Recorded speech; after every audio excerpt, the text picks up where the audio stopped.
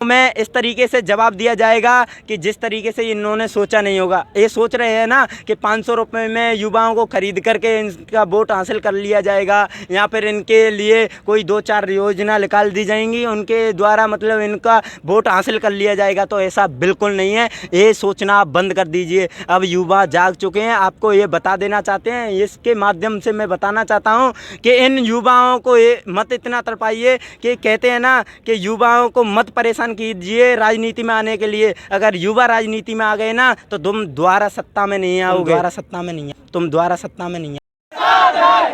क्या नाम है आपका? मेरा नाम सचिन जौनवाल है। सचिन जौनवाल जी सर।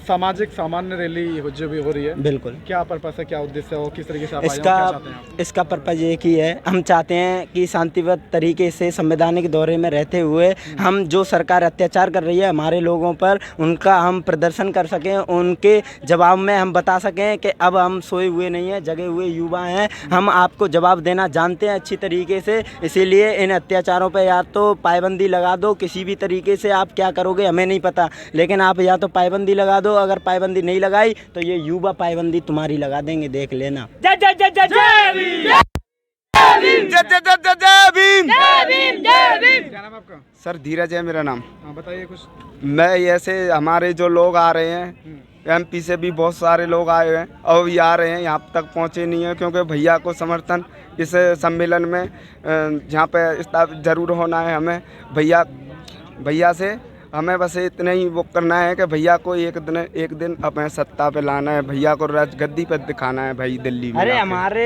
हमारी बात अगर सत्ता सुनेगी तो ठीक है, वरना आप जानते हो उन्होंने तो कह दिया था ना कि हम झोली लेके चल पड़ेंगे, हम तो जोगी आदमी हैं, तो हम भी युवा आदमी हैं, उनके साथ पीछे पीछे उनके लग लेंगे। ये तो मोदी जी ने कहा था, लेकिन आपका लड़ाई तो गहलोत जी से है ना? नहीं, हमारी दोनों सरकारों से लड़ाई है। आप बताइए, एक बात बताइए, राजस्थान में तो खैर अशोक गहलोत की सरकार अत्याचार कर रही है। एमपी में देखिए, एमपी में बीजेपी की सरकार है कि नहीं? मध्य प्रदेश में बीजेपी की सरकार है नहीं? मणिपुर में बीजेपी की सरकार थी या नहीं? आप बताइए कहाँ पर बीजेपी की सरकार नहीं है? आप दोनों काम करना चाहते हैं यहाँ के? बिल्कुल। हम युवा, अब हमें बस एक ही काम करना है कि इन जो मतलब अत्याचारधारी हैं उनको सत्ता से उतार कर फेंकना है। कैसे उतारोगे? हम अपना संघर्ष कर रहे हैं, और संघर्ष एक ऐसी लड़ाई है जिसका ना तो अंत होता है और ना शुरुआत होती है। शुरुआत एक बार कर दी जाए ना तो अंत जब तक रहता है जब तक वो सत्ता से हटा देना। संघर्ष कर रहे हैं, अच्छी बात है। संघर्ष से कैसे उठाओगे, मैं आपसे वही पूछना चाह रहा हूँ। संघर्ष से इस तरीके से उठाएंगे कि जिस तरीके से जगह जगह पर भीम आर्मी के लोग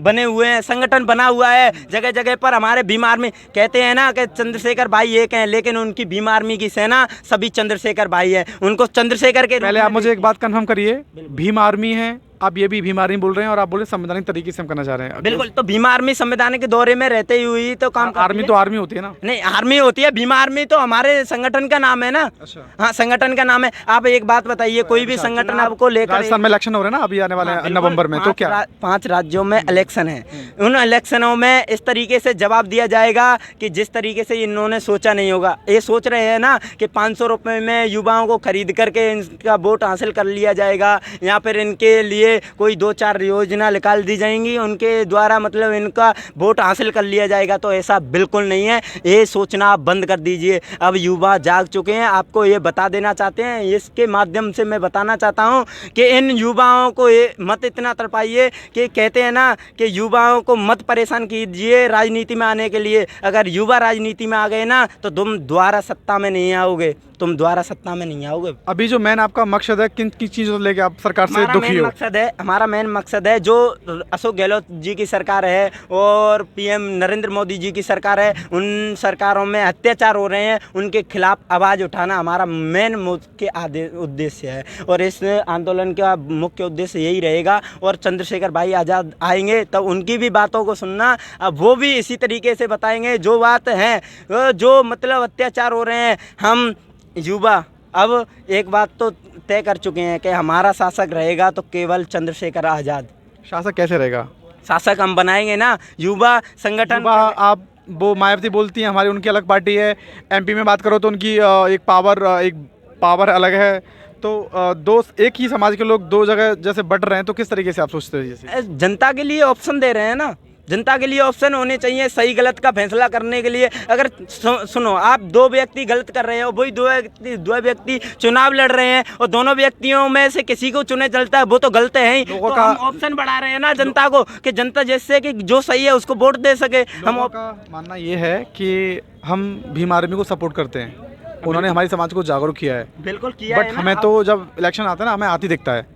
नहीं, हाथी दिखता है, मैं ये बात नहीं कह रहा हूँ। मैं परिवर्तन एक सत्ता का नियम है, परिवर्तन प्रकृति का नियम है, परिवर्तन होना जायज़ सी बात है। मैं हमारे डॉक्टर भीमराव अम्बेडकर जी की पार्टी थी, उसको काशीराम जी ने बदला, बहुजन समाज पार्टी में बदला, तो उस टाइम पे परिवर्तन किया। अब इस टाइम पे परिवर्तन के लिए अब ये आज़ाद समाज पार्टी बनाई है। पार्टी बदलना और सत्ता में दोबारा से आना फर्क है। पार्टी बदलना, नाम चेंज कर सकते हो, बिल्कुल, लेकिन सत्ता चेंज करना ये थोड़ी। अब देखो, आप ये तो जानते हैं कि हर देश का, हमारे भारत देश का हर युवा जानता है कि भीम आर्मी कौन है, और फिर भीम आर्मी जो ग्राउंड लेवल से जो काम कर रही है उसको भी देश जानता है, और किस तरीके से अपना संघर्ष कर रही है उसको भी देश जानता है, किस तरीके से उन्होंने काम किया है, हर जगह पे मदद करने का काम किया है। उस सभी चीज़ों को ध्यान में रख करके जनता 2024 का इलेक्शन, ये जो भीम आर्मी है, ये संगठन आप बता रहे हैं, ये किन किन के लिए काम कर रहा है? ये भीम आर्मी चंद्रशेखर आज़ाद जी के भी लिए भी काम कर रहा है। अभी एक और संगठन बना है, भीम फैलाना चाहते हैं और बताना चाहते हैं कि इस देश को किस तरीके से बर्बाद करके रख दिया है इन सरकारों ने। हमें इस देश को बचाना है तो हमें इस तरीके के कदम उठाने पड़ेंगे। किस किस ने आप बर्बाद कर रखा है? अब देखिए, अडानी, अंबानी, मुकेश अंबानी, इनके लिए आज़ादी मिली है, हमारे लोगों को आज़ादी नहीं मिली है। जो मतलब गरीब पीड़ित दलित है उनको आज़ादी नहीं मिली है। उनको आप देखते हैं जगह जगह पर उन पे अत्याचार होते हैं। अभी एमपी के घटना थी, पेशाम कर दिया गया। अभी जो चंद्रशेखर भाई जो कि बहुजनों के उभरते हुए नेता हैं, उन पे गोली चला दी गई। कहाँ पर सुरक्षित होगी जनता, मेरे को समझ में नहीं आ रही है। जब सोचो इतने बड़े नेता पर गोली चला दी जा सकती है, तो हम जैसों को तो मंचिथा मार दिया जाएगा, इसका क्या गारंटी है?